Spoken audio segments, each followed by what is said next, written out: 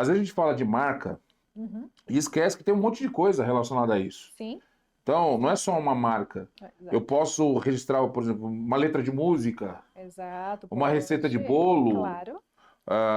uma patente Sim, sim. de algo que eu invente lá, né? Inventei a roda lá e vou lá e faço a patente É, disso, enfim. Então, ou exato. seja, é mais abrangente Claro. essa questão, não é só simplesmente registrar uma marca. Não, a gente fala registrar a marca porque é, é, é o item da propriedade intelectual industrial que está mais ligado aos contadores, porque são os nomes das empresas, os nomes dos produtos e afins, né? Então, acaba fazendo um pouco mais parte do dia a dia dos contadores.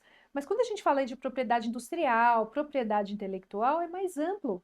Então, nós temos, por exemplo, a questão de aulas que podem ser gravadas, que podem ter apostilas, etc., e que está muito em alta, de infoprodutores, enfim. Existe um material aí que alguém criou, e isso pode ser feito direito autoral, com tranquilidade.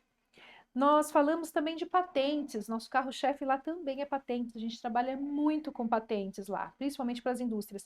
Então, qualquer inovação que você faça em alguma coisa que seja física, então, de repente, uma ferramenta, uma Sim. máquina, um medicamento, enfim, que houve uma inovação, você pode ser proprietário dessa inovação, ter a exclusividade sobre essa inovação. E como que você tem legalmente essa exclusividade? Fazendo um registro de patentes. Gente, mas eu não sei como começar, onde começar. Não se preocupe, porque quem tem que se preocupar com isso são os profissionais que vão tomar conta disso. Então, as nossas profissionais, elas já estão acostumadas a entender qual é o projeto do cliente e se cabe uma patente, se cabe uma marca, se cabe um desenho industrial. Então, de repente, o cliente chegou para a gente com uma inovação que ele fez e ele não sabe por onde começar. Nós vamos fazer absolutamente tudo para eles. Nós temos engenheiros para fazer tudo para ele. A única coisa que o cliente precisa nos entregar, logicamente, são os detalhes técnicos daquela inovação, né? Porque só Sim. diz respeito a ele.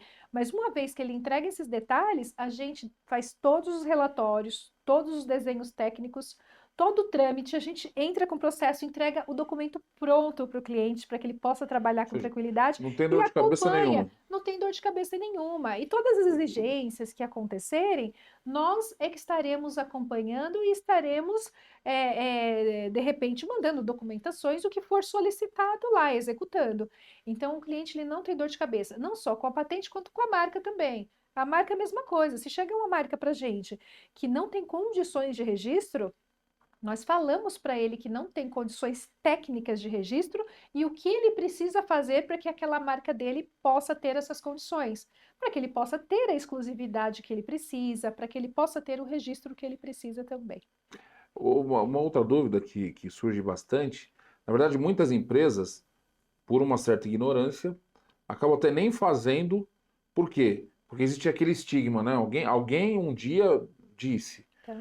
para registrar uma marca é caro. Ah, sim, já Embora foi, seja uma pergunta já foi. subjetiva, porque o que Sim, é caro, claro, né? sim, Tem gente que não é sim, caro um determinado valor e tem gente que é. sim, Então é muito subjetivo. Mas tá. o pessoal fica aí, às vezes não vai nem atrás, porque acha que é muito caro, né? Para se fazer isso. Então, o que taxas tem que se pagar? Como é que funciona mais ou menos esse processo burocrático? Só para as pessoas entenderem que não é tão um bicho de sete Não, cabeças assim. não é, Adriano, não, já foi muito caro.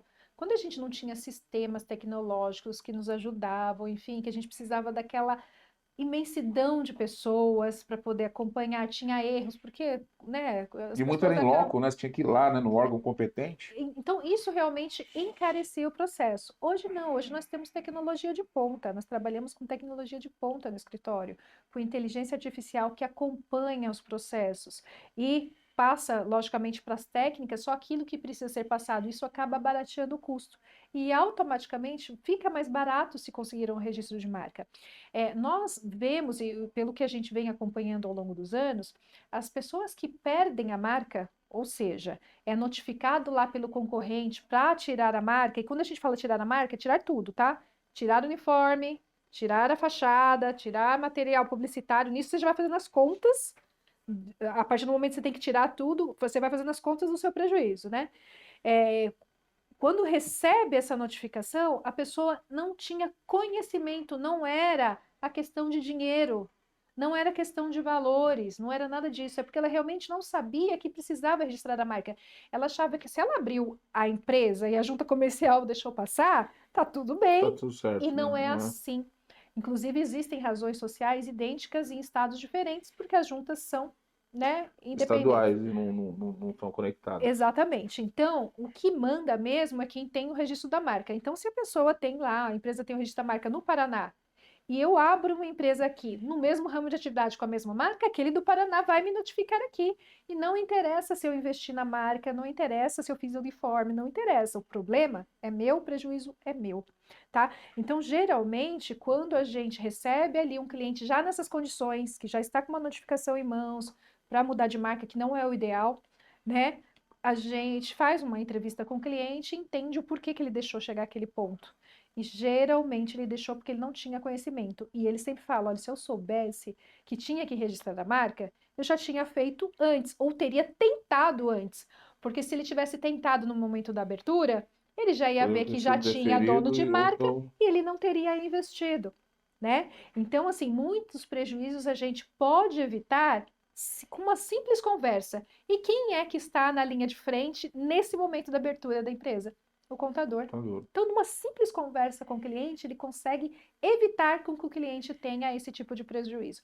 E nós temos casos todos os dias, literalmente todos os dias, de gente que perde a marca. E aí, quando a gente vai nos procurar, infelizmente já é tarde.